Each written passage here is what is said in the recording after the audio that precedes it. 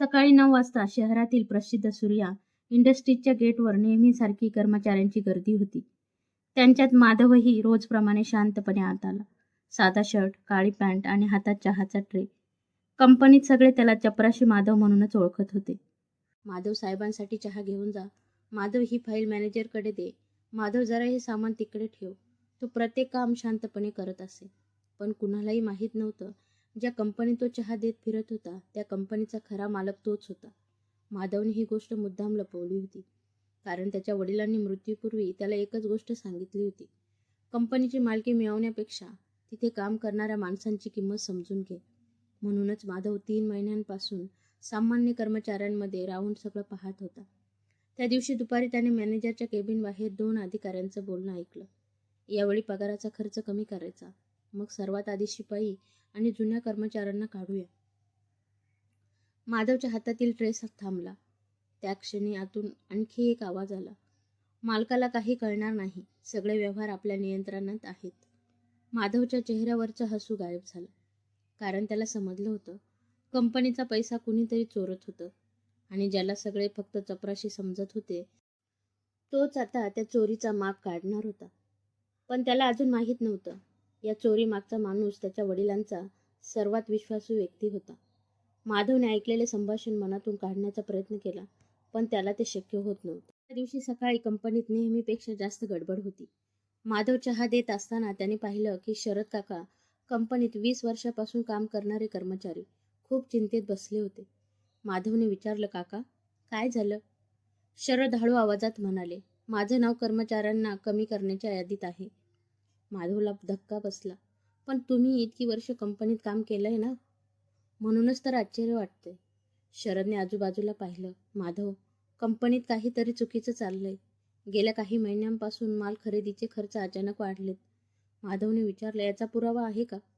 शरद म्हणाले, मी अकाउंट्स विभागात काम करतो, आकडे खोटं बोलत नाहीत. तेवढ्यात मॅनेजर विक्रम तिथे आला. शरद, तुमचं काम संपलं असेल तर घरी जा. कंपनीचे निर्णय घेण्याची गरज नाही. शरद शांत झाले. माधव मात्र विक्रमकडे पाहत राहिला. विक्रम निघून गेल्यावर माधवने शरदला हळूच विचारलं, काका, या सगळ्या मागे कोण आहे? शरदने उत्तर देण्याआधीच थांबून त्याच्याकडे पाहिलं. मला नाव सांगता येणार नाही का? शरद म्हणाले, कारण ज्याच्यावर संशय आहे त्याच्यावर तुझ्या वडिलांनी आयुष्यभर विश्वास ठेवला. माधवच्या मनात एकच प्रश्न आला, माझ्या वडिलांचा विश्वासू माणूस कोण? आणि त्या क्षणी त्याची नजर कंपनीचे वरिष्ठ संचालक प्रभाकर काका यांच्यावर पडली. माधवने मनात ठरवलं, सत्य काहीही असो, तो स्वतः शोधून काढणार. माधवने थेट प्रभाकर काकांवर संशय घ्यायचा निर्णय घेतला नाही, कारण त्याच्या वडिलांनी नेहमी सांगितलं होतं, एखाद्यावर आरोप करण्यापूर्वी त्याचं सत्य स्वतःच्या डोळ्यांनी पहा. त्या दिवशी संध्याकाळी माधव मुद्दाम कंपनीत थांबला. रात्री ऑफिस जवळजवळ रिकामं झालं. तो कॅन्टीन आवरत असल्याचा बहाणा करून प्रभाकरांच्या केबिन जवळ थांबला. थोड्याच वेळात प्रभाकर आत आले. त्यांच्यासोबत कंपनीचा अकाउंटन्स मॅनेजर निलेश होता. दरवाजा बंद झाला. माधवने बाहेरून त्यांचं बोलणं ऐकण्याचा प्रयत्न केला. निलेशचा घाबरलेला आवाज आला, सर, हे व्यवहार आता लपवणं कठीण आहे. प्रभाकर शांतपणे म्हणाले, मला माहीत आहे, मग पुढे काय? आधी कर्मचाऱ्यांना कमी करा. खर्च कमी झाल्यास कुणाला संशय येणार नाही. माधवच्या चेहऱ्यावर गंभीर भाव आले. म्हणजे शरद काकांना कामावरून काढण्यामागेही यांचाच हात होता. निलेश पुन्हा म्हणाला, पण माधवचं काय? हे नाव ऐकताच माधव आणखी सावध झाला. प्रभाकर म्हणाले, माधववर लक्ष ठेवा, त्याला काहीही समजता कामा नये. माधवच्या मनात धक्का बसला. तो शांतपणे तिथून निघाला, पण त्याला माहीत नव्हतं, दरवाजा बंद असतानाही प्रभाकरांना त्याच्या उपस्थितीची जाणीव झाली होती. आणि माधव निघून गेल्यावर प्रभाकरांनी निलेशकडे पाहून फक्त एवढंच म्हटलं, तो ऐकून गेला. दुसऱ्या दिवशी सकाळी माधव नेहमीपेक्षा शांत होता. प्रभाकर काकांनी त्याला पाहिलं, पण काहीही विचारलं नाही. माधव मात्र त्यांच्याकडे लक्ष ठेवून होता. दुपारी त्याने पाहिले की निलेश एका छोट्या फाईलसह प्रभाकरांच्या केबिनमध्ये गेला. 10 मिनिटांनी तो बाहेर आला. माधवने सहज विचारलं, निलेश सर, एवढी घाईत कुठे? निलेश घाबरला, काही नाही, ऑफिसचंच काम आहे. तो लगेच निघून गेला. माधवला संशय आला. तो कॅन्टीनमध्ये गेला आणि शरद काकांना भेटला. काका, तुम्ही म्हणालात ना की कंपनीचे खर्च वाढले आहेत? हो, हे व्यवहार कोण मंजूर करतं? शरद काही क्षण गप्प राहिले. मग म्हणाले, अंतिम मंजुरी प्रभाकर साहेबांची असते. माधवच्या मनात काल रात्रीचं संभाषण पुन्हा आलं. त्याच क्षणी शरद म्हणाले, माधव, मला वाटतं प्रभाकर साहेब स्वतः दोषी नाहीत. माधव चकित झाला. मग? शरद म्हणाले, काही महिन्यांपूर्वी त्यांनी मला एकदा सांगितलं होतं, कंपनीत कुणीतरी मोठा खेळ खेळतोय, पण योग्य वेळ येईपर्यंत शांत राहावं लागेल. माधव गोंधळला. मग काल प्रभाकर निलेशला माधववर लक्ष ठेवा का म्हणत होते? संध्याकाळी त्याला याचं उत्तर मिळालं. माधव ऑफिसमधून बाहेर पडत असताना प्रभाकरांनी त्याला थांबवलं. माधव, काल रात्री तू माझ्या केबिनजवळ होतास ना? माधव काही क्षण शांत राहिला. मग म्हणाला, हो. प्रभाकरांनी त्यांच्याकडे पाहिलं.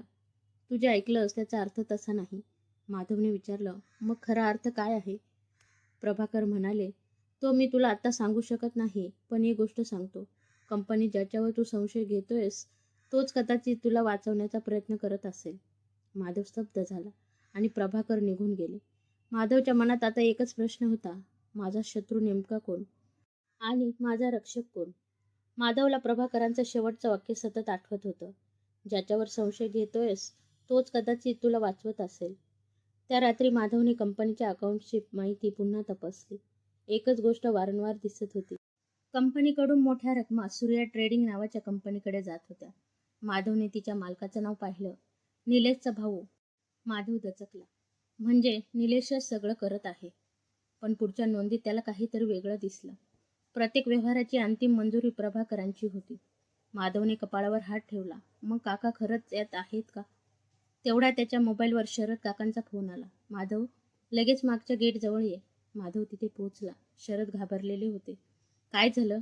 शरद म्हणाले, मला आज एका जुन्या कर्मचाऱ्याने फोन केला. त्याने सांगितलं की या व्यवहारांमागे निलेश नाही. मग कोण? शरदने आजूबाजूला पाहिलं. कुणीतरी कंपनीच्या मालकीच्या कागदपत्रांमध्ये बदल करण्याचा प्रयत्न करतोय. माधव थबकला. म्हणजे कंपनीचा ताबा दुसऱ्या व्यक्तीकडे नेण्याचा प्रयत्न आहे. माधवला आता सगळं जोडू लागलं. पैशाची चोरी, कर्मचाऱ्यांना कमी करणं, खोटे व्यवहार आणि कंपनीची मालकी बदलण्याचा प्रयत्न. हे फक्त चोरी नव्हती. कुणीतरी संपूर्ण कंपनी ताब्यात घेण्याचा प्रयत्न करत होतं. तेवढ्यात मागून आवाज आला, हे सगळं मी करत नाहीये. माधव वळला. समोर निलेश उभा होता. तो म्हणाला, माझ्यावर विश्वास ठेवू नकोस, पण माझं म्हणणं एकदा ऐक. माधवने विचारलं, मग खरं काय आहे? निलेश म्हणाला, तुझ्या वडिलांच्या मृत्यूनंतर कंपनीवर ताबा मिळवण्यासाठी जो माणूस सगळं चालवत आहे तो बाहेरचा नाही. माधव शांत झाला. निलेशने पुढे पाहिलं. तो या कंपनीतच आहे. माधवने निलेशकडे पाहिलं. कोण आहे तो? निलेश काही क्षण गप्प राहिला. नाव सांगितलं तर माझं आयुष्य उद्ध्वस्त होईल. माधव शांतपणे म्हणाला, आणि न सांगितलंस तरी तू वाचणार नाहीस. निलेशने दीर्घ श्वास घेतला. ठीक आहे. तो हळू आवाजात म्हणाला, विक्रम. माधव दचकला. विक्रम? हो, पण तो एकट्याने हे करत नाही. मग कोण त्याच्यासोबत आहे? निलेशने प्रभाकरांचं नाव घेतलं नाही. तो म्हणाला, मला फक्त एवढंच माहीत आहे की कंपनीचे मोठे व्यवहार त्यांच्या मंजुरीशिवाय होत नाहीत. माधवला पुन्हा प्रभाकरांवर संशय आला. मग प्रभाकर काका? निलेशने मान खाली घातली. कदाचित. तेवढ्यात निलेशचा फोन वाजला. त्याने स्क्रीन पाहिली आणि घाबरला. मला जावं लागेल. माधवने त्याचा हात पकडला. फोन कोणाचा? निलेश काही बोलला नाही. माधवने फोनकडे पाहिलं. स्क्रीनवर फक्त एकच शब्द होता, साहेब. कॉल कट झाला. माधव म्हणाला, तू कुठेही जाणार नाहीस. निलेशने त्याच्याकडे पाहिलं. माधव, तुला अजून एक गोष्ट सांगायची आहे. काय? तुझे वडील ज्या दिवशी गेले त्या दिवशी त्यांनी मला एक आदेश दिला होता. माधव शांत झाला. काय आदेश होता? निलेश म्हणाला, माधवला कंपनीत साधा कर्मचारी म्हणून ठेव आणि तोपर्यंत त्याला त्याच्या वडिलांची खरी ओळख सांगू नको. माधवच्या चेहऱ्यावर आश्चर्य उमटलं. माझ्या वडिलांनी? हो, पण का? निलेशने उत्तर दिलं, कारण त्यांना माहीत होतं की कंपनीतला खरा शत्रू माधवच्या अगदी जवळ आहे. माधव काही क्षण स्तब्ध राहिला. तेवढ्यात मागून टाळ्यांचा आवाज आला. दोघे वळले. विक्रम तिथे उभा होता. तो हसत म्हणाला, खूप उशिरा का होईना, पण तुला सत्य समजायला सुरुवात झाली आहे माधव. विक्रम हळूहळू माधव आणि निलेशकडे आला. माधवने थेट विचारलं, तुम्ही कंपनी ताब्यात घेण्याचा प्रयत्न करत आहात? विक्रम शांतपणे हसला. तुला खरंच वाटतं मी एवढा मूर्ख आहे? मग निलेश तुमचं नाव का घेतोय? विक्रमने निलेशकडे पाहिलं. कारण त्याला अर्धच सत्य माहीत आहे. निलेश म्हणाला. तुम्ही मला धमकावलं होतं. हो, पण कंपनी लुटण्यासाठी नाही. माधव गोंधळला. मग कशासाठी? विक्रम म्हणाला, तुझं रक्षण करण्यासाठी. माधव काही क्षण त्याच्याकडे पाहत राहिला. विक्रम पुढे म्हणाला, तुझ्या वडिलांना कंपनीत गैरव्यवहार सुरू असल्याचं समजलं होतं. पण त्यांना एक गोष्ट कळली नव्हती. या मागे असलेला माणूस त्यांच्या अगदी जवळ होता. माधवने विचारलं, कोण? विक्रम म्हणाला, प्रभाकर. माधव दचकला. काका? हो. निलेशने मान खाली घातली. विक्रम म्हणाला, पण त्यांच्यावर पूर्ण विश्वास ठेवण्याची चूक करू नकोस. सगळं करत होते असं मी म्हणत नाही. ते कोणाला वाचवत होते हे महत्त्वाचं आहे. माधवने विचारलं, कुणाला? विक्रम शांत झाला. तुझ्या वडिलांनी मला सांगितलं होतं की त्यांना काही झालं तर माधवला कंपनीपासून दूर ठेव. म्हणूनच मी तुझ्यावर लक्ष ठेवत होतो. माधवच्या डोळ्यात आश्चर्य होतं. मग माझी खरी ओळख तुम्हाला माहीत होती? पहिल्या दिवसापासून. मग मला चपराशी म्हणून काम का करू दिलंत? विक्रम म्हणाला, कारण तुझ्या वडिलांची इच्छा होती. माधव काही बोलला नाही. तेवढ्यात विक्रमने खिशातून एक छोटं उपकरण काढलं. यात तुझ्या वडिलांच्या शेवटच्या दिवसाचा व्हिडिओ आहे. माधवने ते घेतलं. व्हिडिओ सुरू केला. स्क्रीनवर त्याचे वडील दिसत होते. ते म्हणत होते, माझ्यावर विश्वास ठेवणारे काही लोक चुकीच्या बाजूला उभे राहिले आहेत.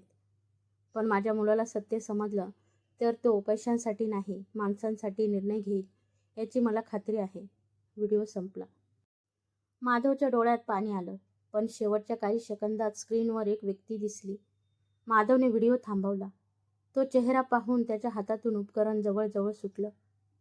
कारण तो चेहरा होता प्रभाकर काकांचा. पण त्यांच्यासोबत उभा असलेला दुसरा माणूस पाहून माधवला आणखी मोठा धक्का बसला. तो त्याचा स्वतःचा मोठा भाऊ होता. माधव स्क्रीनकडे पाहतच राहिला. हा, माझा भाऊ.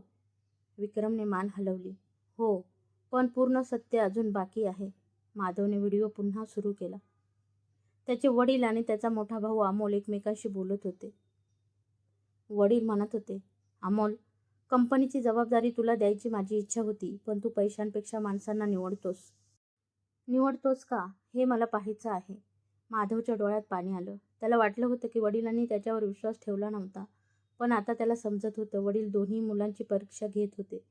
तेवढ्यात व्हिडिओमध्ये अमोलचा आवाज ऐकू आला. बाबा, माधवला यात ओढू नका. तो या सगळ्यांपासून दूर राहू दे. माधव स्तब्ध झाला. म्हणजे अमोल त्याचा शत्रू नव्हता. तो त्याला वाचवण्याचा प्रयत्न करत होता. माधवने विक्रमकडे पाहिलं. मग कंपनीचे पैसे कुणी चोरले? विक्रमने शांतपणे उत्तर दिलं. अमोलने नाही, प्रभाकरांनीही नाही. मग? विक्रमने निलेशकडे पाहिलं. निलेशने हळू आवाजात सांगितलं, पैसे बाहेर काढणारा माणूस मी होतो, पण आदेश दुसऱ्याचा होता. कोणाचा? निलेशने डोळे खाली केले. मला नाव सांगायला भीती वाटत होती. माधव त्याच्या जवळ गेला. आता भीती बाळगू नकोस. निलेशने शेवटी नाव घेतलं. कंपनीचा मुख्य अकाउंटंट देशपांडे. माधवला धक्का बसला.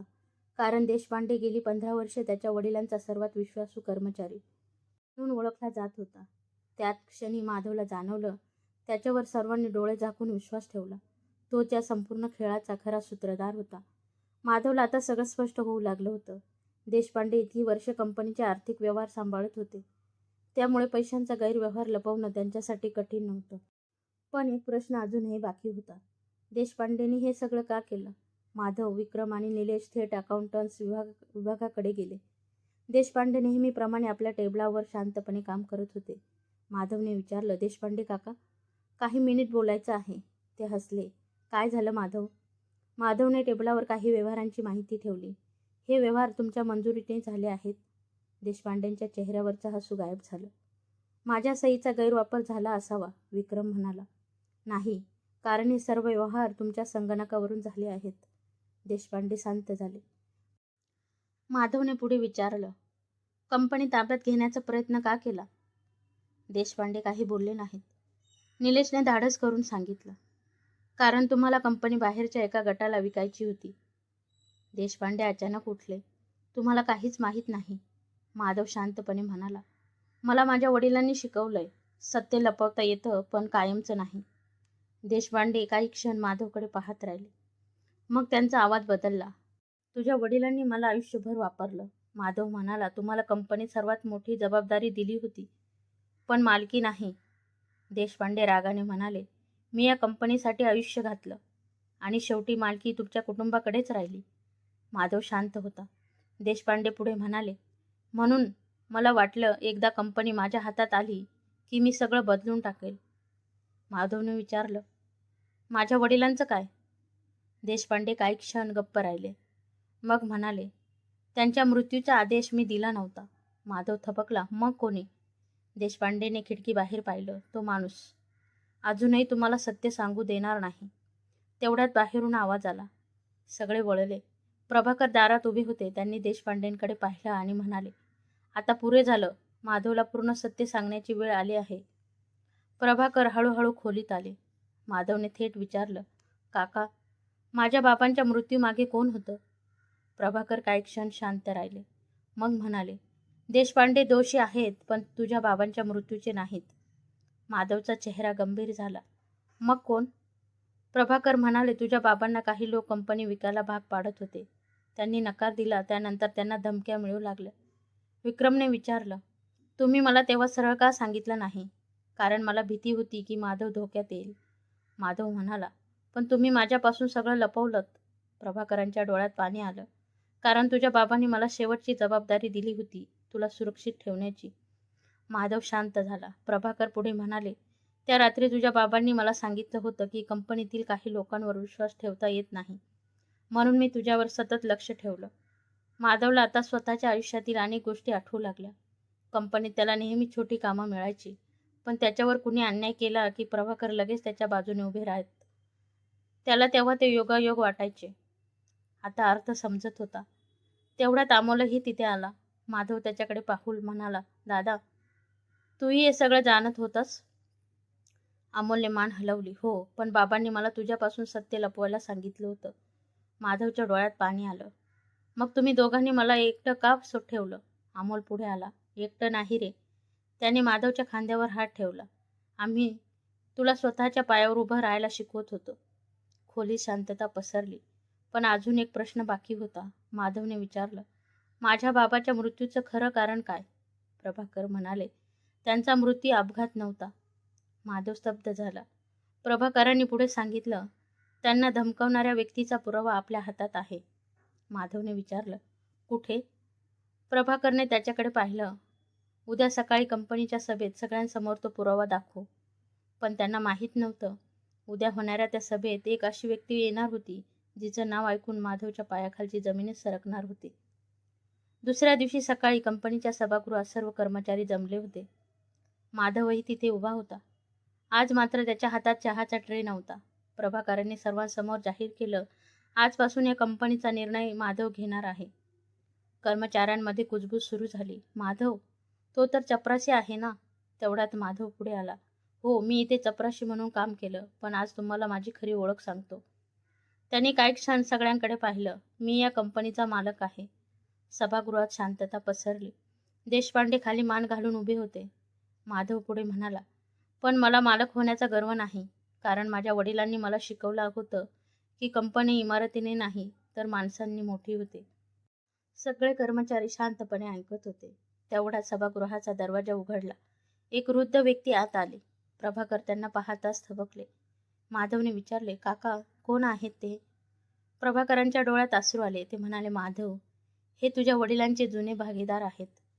माधवने त्या व्यक्तीकडे पाहिलं. वृद्ध व्यक्ती हळू आवाजात म्हणाले, तुझ्या वडिलांचे मृत्यू खरं कारण मला माहीत आहे. माधव पुढे गेला. मग आज सगळं सत्य सांगा. वृद्ध व्यक्तीने सभागृहातील प्रत्येकाकडे पाहिलं. मग म्हणाले, तुझ्या वडिलांना मारण्याचा कट देशपांडेंनी केला नव्हता. तो कट कंपनी वाचवण्यासाठीच करण्यात आला होता. माधव गोंधळला. काय? वृद्ध व्यक्ती म्हणाले, तुझ्या वडिलांनी स्वतःचा जीव धोक्यात घालून कंपनीतील हजारो कर्मचाऱ्यांना वाचवलं होतं. आता सगळ्यांच्या नजरा माधवकडे होत्या आणि शेवटचं सत्य ऐकण्यासाठी संपूर्ण सभागृह शांत झालं. वृद्ध व्यक्तीने शांतपणे सांगायला सुरुवात केली. तुझ्या वडिलांना कंपनी विकण्याचा प्रस्ताव आला होता. विकली असती तर त्यांना प्रचंड पैसा मिळाला असता, पण त्यासाठी हजारो कर्मचाऱ्यांना कामावरून कमी करावं लागणार होतं. माधवने विचारलं, मग त्यांनी नकार का दिला? हो, त्यांनी स्पष्ट सांगितलं, माझ्या पैशासाठी माझ्या माणसांचं आयुष्य उद्ध्वस्त होणार असेल तर मला असा पैसा नको. सभागृहात बसलेले जुने कर्मचारी भावूक झाले. वृद्ध व्यक्ती पुढे म्हणाले, यामुळे काही लोक त्यांच्यावर दबाव आणू लागले. देशपांडे त्यांच्यात सामील झाले. पण शेवटच्या क्षणी त्यांना आपली चूक समजली. देशपांड्यांच्या डोळ्यात पाणी आलं. मी चुकीचा होतो, ते म्हणाले, पण तुझ्या बाबांना इजा करण्याचा माझा हेतू नव्हता. माधवने विचारलं, मग माझ्या बाबांना काय झालं? प्रभाकर पुढे आले. त्या रात्री त्यांना धमकी देण्यासाठी काही लोक आले होते. परिस्थिती बिघडली आणि त्यांचा अपघात झाला. पण त्याआधी त्यांनी कंपनीची जबाबदारी तुझ्यावर सोपवण्याचा निर्णय घेतला होता.